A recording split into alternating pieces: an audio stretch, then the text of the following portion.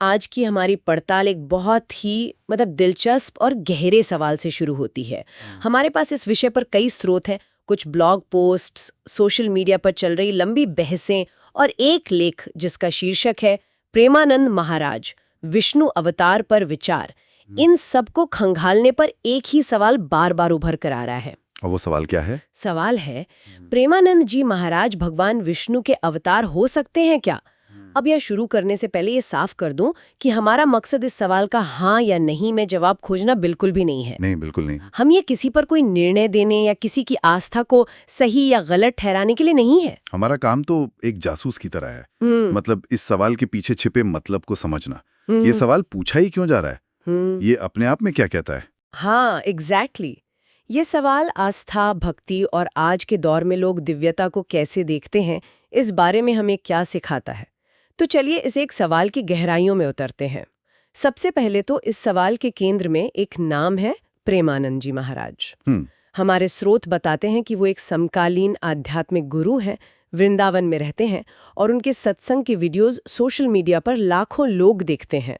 तो यहाँ बात किसी पौराणिक पात्र की नहीं हो रही है। नहीं, एक जीते जाके इंसान की हो रही है और उन्हें सीधे भगवान विष्णु जैसे एक प्रमुख देवता से जोड़ा जा रहा है। हाँ, और क्या ये नई बात है? देखिए, किसी जीवित गुरु में दिव्यता का अंश देखना ये भारतीय परंपरा के लिए कोई नई चीज नहीं है। सदियों से गुरु शिष्य परंपरा में ये होता है। अच्छा। जब किसी शिष्य को अपने गुरु में असाधारण ज्ञान या निस्वार्थ प्रेम या गहरी करुणा दिखाई देती है तो उसकी भक्ति उसे मानवीय सीमाओं से परे ले जाती है। मतलब वो गुरु में ईश्वर का ही रूप देखने लगता है। हाँ, बिल्कुल। तो ये एक तरह से सम्मान और श्रद्धा जताने का सबसे ऊंचा तरीका है। ये कहने का एक ढंग है कि आपके अंदर हमें कुछ ऐसा दिखता है जो आम इंसानों जैसा नहीं है, जो दिव्य है। तो ये श्रद्धा की पराकाष्ठा है। हाँ, कह सकते हैं।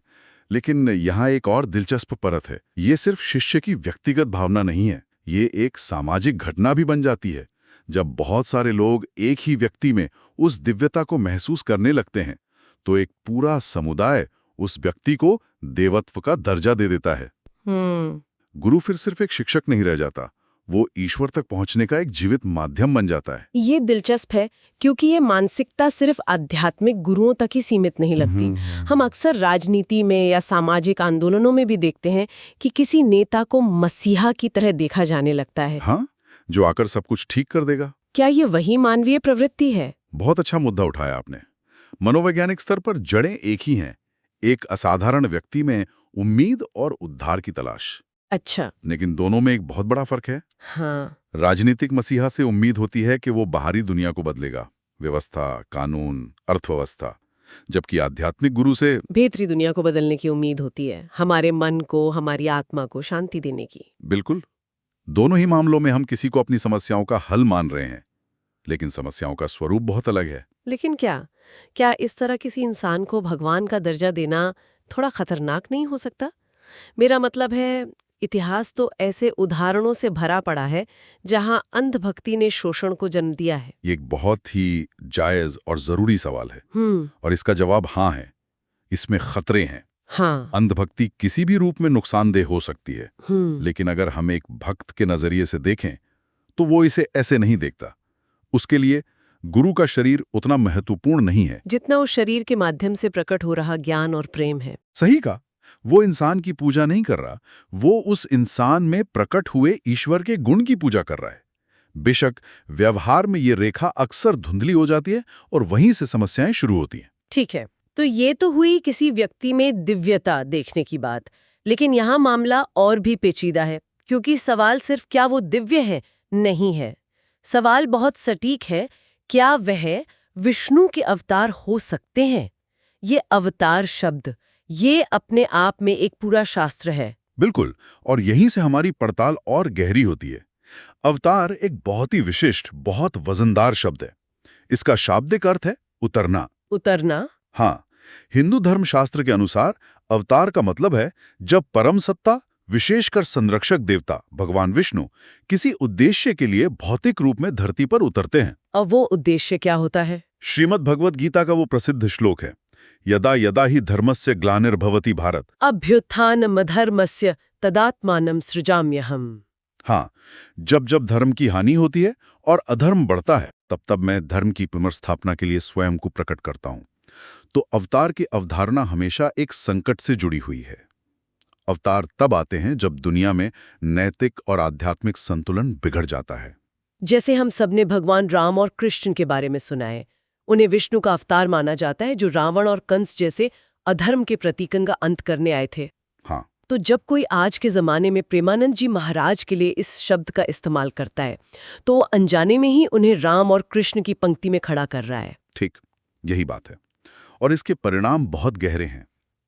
जब कोई ये सवाल पूछता है, तो वो सिर्फ उस एक व्यक्ति की दिव्यता पर टिप्पणी नहीं कर रहा। तो फिर वो असल में अपने समय पर, अपने समाज पर टिप्पणी कर रहा है। वो परोक्ष रूप से ये कह रहा है कि हमारी दुनिया में अधर्म इतना बढ़ गया है, नैतिक गिरावट इतनी ज्यादा हो गई है कि अब इसे ठीक करने के लिए एक दिव्य हस्तक्षेप की जरूरत है। वाह, ये तो मैंने सोचा ही नहीं था। मतलब ये सवाल प्रेमानंद जी महाराज के बारे में कम और सवाल पूछने वाले की दुनिया के बारे में ज्यादा है। बिल्कुल। ये एक तरह से समाज की सेहत का एक्सरे है, जो बता रहा है कि कहीं कोई गहरी बीमारी है। आपने बिल्कुल सही पकड़ा। ये एक आध्यात्मिक SOS सिग्नल जैसा है। ये एक तरह की बेचैनी, एक चिंता को जाहिर करता है। ये एहसास कि मौजूदा व्यवस्था, चाहे वो सामाजिक हो, राजनीतिक हो या नैतिक, वो लोगों को जवाब नहीं दे पा रही है, उन्हें सहारा नहीं दे पा रही है। हाँ, इसलिए लोग किसी ऐसे उद्धारकर्ता की तलाश कर रहे हैं जो रास्ता दिखाए। विष्णु अवतार की कल्पना हमेशा संकट के समय में ही सबसे ज्यादा प्रबल होती है। और आज के समय को देखें तो ये बात समझ भी आती है। चारों तरफ इतनी अनिश्चितता है, इतना ध्रुवीकरण है, इतनी नफरत है। लोग शायद एक ऐसी आवाज की तलाश में हैं जो इन सब शोर शराबे से ऊपर उठकर प्रेम और शांति की बात करे। और सोशल मीडिया इस पूरी प्रक्रिया को कई गुना तेज कर देता है। पहले किसी संत या गुरु की ख्याति धीरे धीरे फैलती थी, एक गांव से दूसरे गांव। सालों लग जाते थे, दशकों लग जाते थे। आज एक वीडियो क्लिप कुछ ही घंटों में करोड़ों लोगों तक पहुंच जाती है। ये किसी भी आध्यात्मिक व्यक्ति की पहुंच को अभूतपूर्व रूप से बढ़ा देता है और साथ ही उनके अवतार होने की चर्चा को भी हवा देता है। ये तो सिक्के का एक पहलू हुआ, लेकिन इसी सोशल मीडिया पर तो हर चीज पर सवाल भी उठाए जाते हैं, हर दावे का मजाक भी बनता है। बिल्कुल। और यही हमें सवाल के तीसरे और सबसे दिलचस्प हिस्से पर लाता है, उसकी बनावट। उसकी बनावट? हाँ, ध्यान दीजिए, ये एक दावा नहीं है कि वो अवतार हैं, ये एक घोषणा नहीं है, ये एक प्रश्न है, एक संभावना, एक जिज्ञासा। हो सकते हैं क्या? वो अंत में लगा हुआ क्वेश्चन मार्क सब कुछ बदल देता है। हाँ, उसमें एक तरह की हिचकिचाहट है, एक विनम्रता है।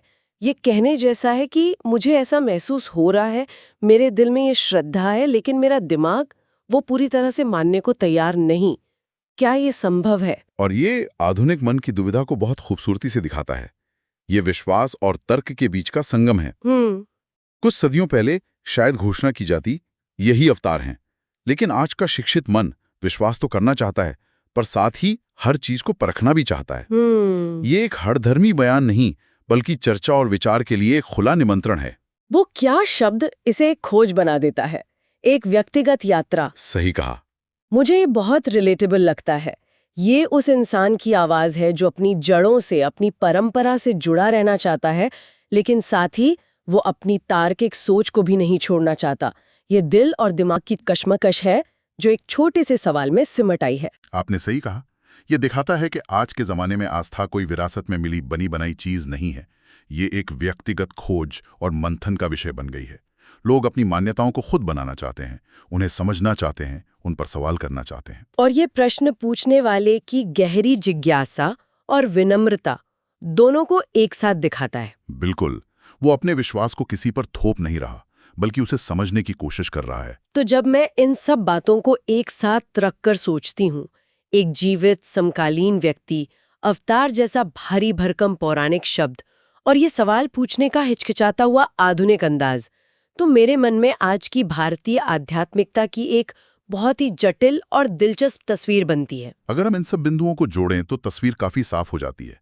पहली बात तो ये कि अवतार जैसी हजारों साल पुरानी अवधारणाएं आज भी लोगों के मन में जिंदा हैं और प्रासंगिक हैं। मतलब ये सिर्फ किताबों या मंदिरों तक सीमित नहीं है? नहीं, लोग आज भी इन अवधारणाओं के जरिए अपनी दुनिया को, अपने संकटों को समझने की कोशिश कर रहे हैं।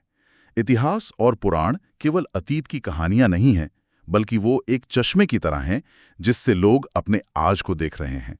और दूसरा बिंदु? दूसरी बात ये सामने आती है कि जब भी समाज में अनिश्चितता और उथल-पुथल का दौर आता है, लोग मार्गदर्शन और उम्मीद के लिए असाधारण व्यक्तित्वों की ओर देखते हैं। वो किसी ऐसे व्यक्ति की तलाश करते हैं जो उन्हें स्थिरता और जीवन का उद्देश्य दे सके। ये एक तरह की मनोवैज्ञानिक जरूरत है। और तीसरी बात? तीसरी और सबसे अहम बात यह है कि आस्था की अभिव्यक्ति का तरीका बदल रहा है। अब ये सीधी घोषणाओं या कट्टर दावों के बजाय संवाद, प्रश्न और विचार विमर्श का रूप ले रही है।